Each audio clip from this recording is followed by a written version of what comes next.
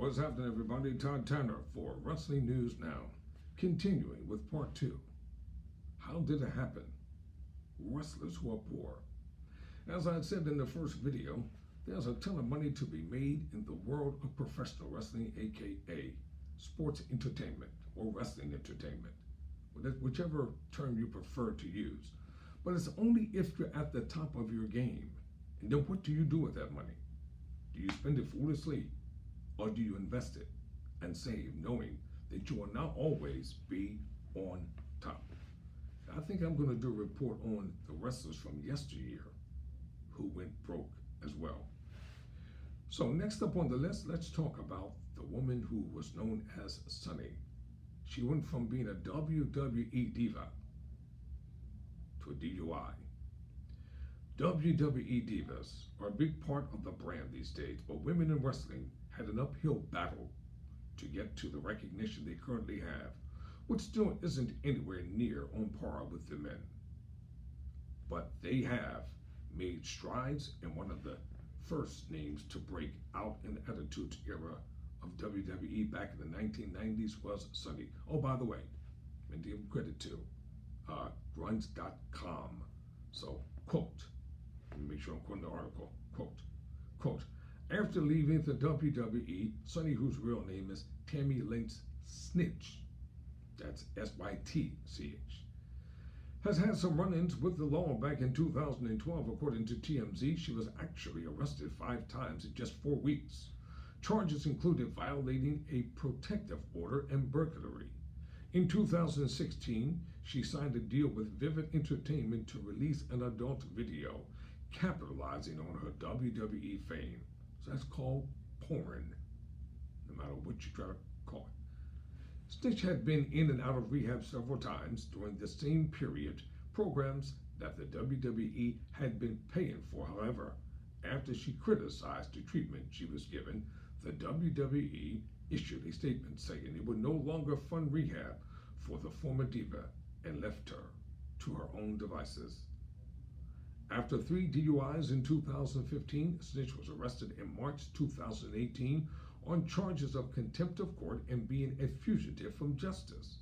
According to TMZ, the constant battles with substance abuse and the legal system are likely taking a massive toll. We hope that she can recover, because not everybody is going to end up the same way, but we're sorry to hear about that for the woman known as Sunny. Mr. USA Tony Atlas, who had his run with the WWF/WWE. Tony Atlas was sleeping on a bench, so let's talk about Mr. USA. Tony Atlas has had a remarkable career, not just in wrestling, but bodybuilding as well. He holds several records and is the 1987 National Powerlifting Champion. However, he's had a heck of a string of bad luck and never really clicked with audiences the same way as some of his peers did, due in no small part to the terrible gimmicks he was saddled with.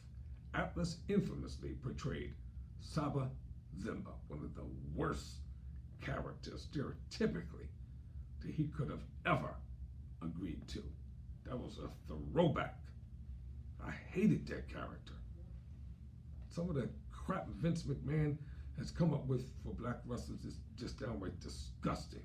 So what? I don't care if they get mad. Big deal. Whatever. I'm back to the script. Atlas infamously portrayed Saba Simba, an African warrior character that stands as one of the single most racist gimmicks in WWE's history, and that is a certified fact. It was racist, and Atlas should have sued to no end, and he should have never agreed to it. When you have accomplished as much as that man has accomplished in the world of bodybuilding and in the world of professional wrestling, you can write your own ticket. Quote, Atlas has dealt with serious financial issues during his time in and out of the ring. Homelessness was a very real concern for Atlas, who has shared stories of living on the streets and sleeping in parks. In an interview with the Hannibal TV, Atlas described how after going through a divorce and paying his taxes, he had just about nothing. He was on the street for over a year and a half before someone helped get him on his feet.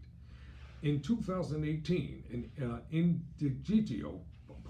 2014, and Indigitio campaign. You know what? Screw it. Put it this way. Let me spell it out. In 2014, let's just say a campaign fund was set up to help fund a video featuring Atlas, the periods of which will go to help him pay for his home, which was in danger of foreclosure. The campaign ended without meeting its goal. Atlas is still wrestling occasionally on the independent circuit, so happily, he's doing all right. You know, I had the privilege of meeting Tony Atlas on a couple of occasions. I can tell you, he's a real decent human being in real life. The Dynamite Kid. The Dynamite Kid.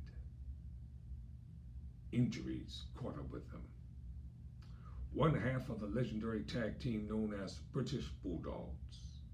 Tom, the Dynamite Kid, Billington, has had a brutal post-wrestling career. He's admitted to years of drug abuse, claiming that everyone in wrestling at the time seemed to be using steroids, and also openly admitted in a CNN interview to holding a shotgun to his wife's head, but insisted he wasn't a violent person since the gun wasn't loaded at the time.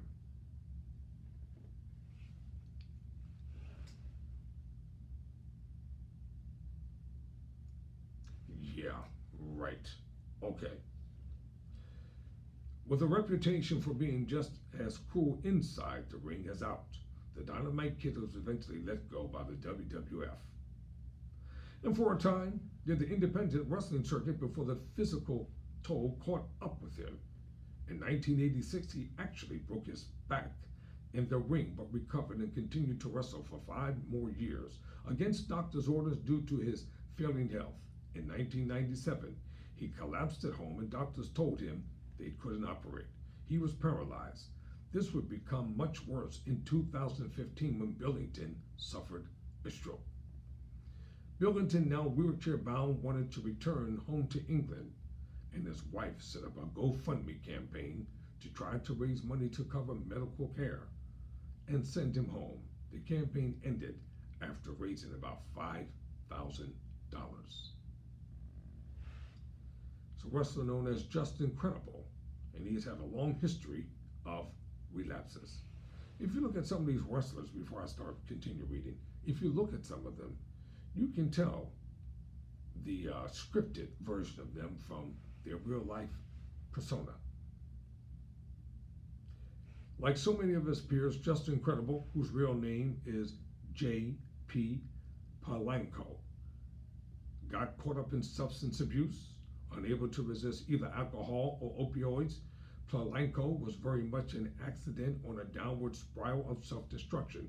He was drinking up to a 5th of vodka a day and doing 4 heroin,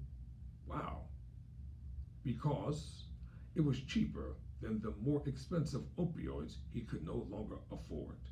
In 2017, Palanco posted a now-deleted video in which he ranted about his career and time as a champion and seemed very visibly unwell. Within days, according to Sportskeeda, he posted a follow-up about how the WWE had gotten in touch and offered him help in the form of a rehab program.